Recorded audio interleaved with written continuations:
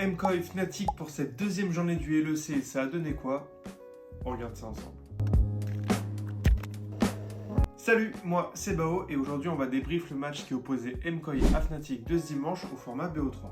Game 1, on y a cru seulement 3 minutes avec un premier Drake récupéré par Razork, mais derrière tout va s'écrouler. Jojopyun a littéralement détruit Vladi sur la mid lane, un 1v1 totalement déséquilibré, avec un écart de niveau énorme, c'était injouable.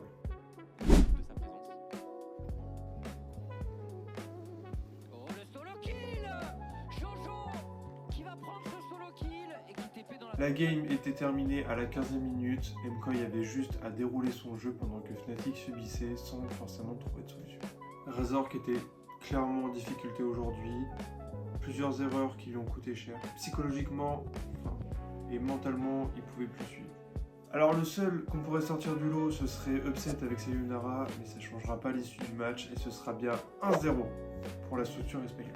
Et en game 2, Fnatic va first pick Vi pour Razork, justement son pick signature. Et pourtant ça commence mal, dès la première minute de jeu, il va subir une invade du Nocturne adverse et terminé. Razork n'a pas terminé son red buff. Yoya gagne, il livre la game, mais Yoya qui focus directement. Oh là là, Razork, c'est niveau 2 pour Yoya, c'est flash out pour Razork. Tu sais déjà que psychologiquement, la game était foutue pour lui. En revanche, on attendait un réveil de Vladi sur la mid lane, mais aujourd'hui son adversaire a décidé d'en faire autrement. Avec une Lissandra monstrueuse, voilà, Jojopyun va rester encore très longtemps le cauchemar du mid laner de Fnatic.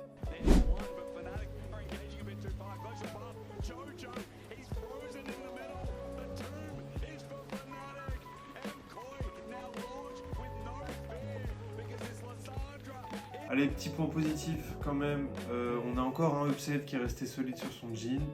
Un peu lent pour se lancer dans la partie, il sera pas assez impactant malheureusement. Et un Lospa très propre sur son Nautilus, c'est pas la première fois qu'on le voit performer avec ce champion, donc ça fait plaisir. Mais voilà, défaite logique dans ce BO, victoire de MK bien méritée, ils étaient beaucoup mieux préparés. Honnêtement, je sais plus trop quoi penser de ce roster, très peur de l'année qu'on va vivre, surtout s'il n'y a pas de changement dans cette équipe. Il me semble qu'on affronte G2 le week-end prochain. Je ne sais pas quoi penser. On verra bien. C'était Bao. Salut!